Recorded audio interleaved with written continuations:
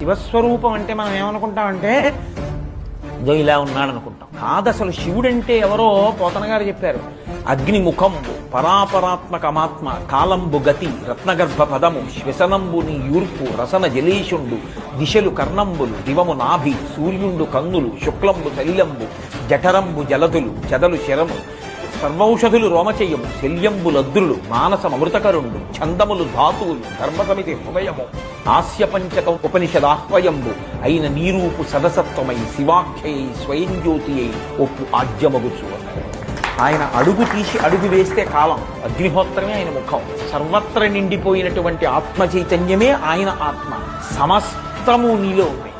కాబట్టి ఈశ్వర మీరు పుచ్చుకోవాలి హాలాహలం. ఎవరు పుచ్చుకుంటారు, ఎవరు రక్షిస్తారు? ఆయన ఏమన్నాడో తెలుసా అండి? బతిమాలాడు అమ్మవారి దగ్గరికి.